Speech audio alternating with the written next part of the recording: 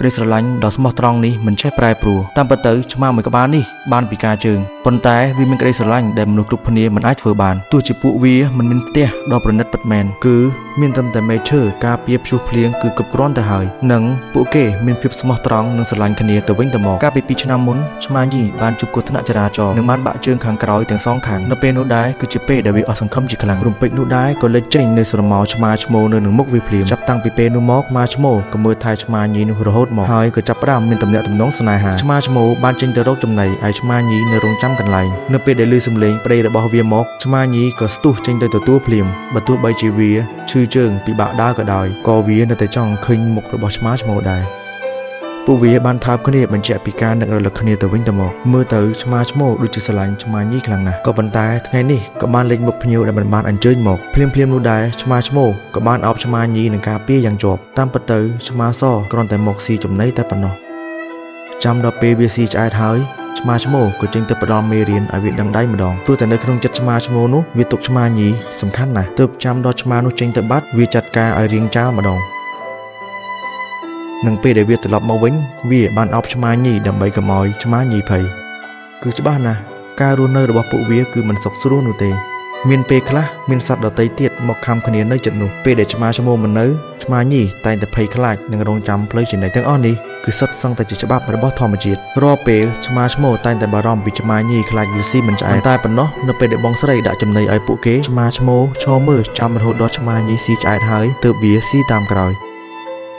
រឿងរ៉ាវរបស់ពួកវាបានធ្វើឲ្យមហាជនចាប់អារម្មណ៍ជាខ្លាំងមិនតែប៉ុណ្ណោះក៏មានការជួយជ្រោមជ្រែងពីបងប្អូននៅចិត្តនោះដែរ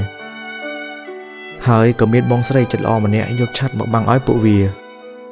វាក៏បានដេកលង់លក់និងកក់ក្ដៅជាខ្លាំងពេលព្រឹកឡើងបងស្រីមកមើលក៏មិនឃើញពួកវាហើយកន្លែងដែលពួកវានៅនោះគឺសុទ្ធតែសម្រាមច្បាស់ណាស់គ្រាន់តែមើលក៏ដឹងថាជាស្នាដៃរបស់មនុស្សដែរប្រហែលជាពួកវាភ័យខ្លាចហើយមើលទៅភ្លាមនោះដែរបងស្រីក៏ដើររកពួកវាបន្ទាប់មកគាត់ក៏បានឃើញឆ្មាញីនៅក្នុងគុម្ពស្មៅដែលមើលទៅដូចជាវាកំពុងដើររកឆ្មាឈ្មោលពេលនោះដែរក៏មានឡានមួយគ្រឿងជីកាត់ធ្វើឲ្យវាភ័យខ្លាំងណាស់ក៏រត់ចូលទៅពួនភ្លាមនោះឆ្មាឈ្មោលក៏បានបង្ហាញខ្លួននៅលើដងផ្លូវដោយឃើញឆ្មាញីដេកនៅលើស្មៅវាក៏ស្ទុះមកយ៉ាងលឿនដែលមើលទៅវាដូចជាបារម្ភជាខ្លាំងដែលវាទុកឲ្យឆ្មាញីនៅតែឯងមើលទៅស្ថានភាពការរស់នៅរបស់ពួកវាមិនសូវល្អនោះទេពេលនោះដែរមានបរិសុទ្ធចិត្តល្អម្នាក់បានរកក្រុមជំនួយព្រោះតែពួកគេចង់យកវាទៅចិញ្ចឹមតែមើលទៅដូចជាមិនស្រួលនោះទេនៅពេលនោះគេក៏បានបោះចំណីទៅហើយឆ្មាឈ្មោលក៏បានដើរមកចិត្តត្រង់នោះរំពេចនោះឆ្មាឈ្មោលក៏បានជាប់អន្ទាក់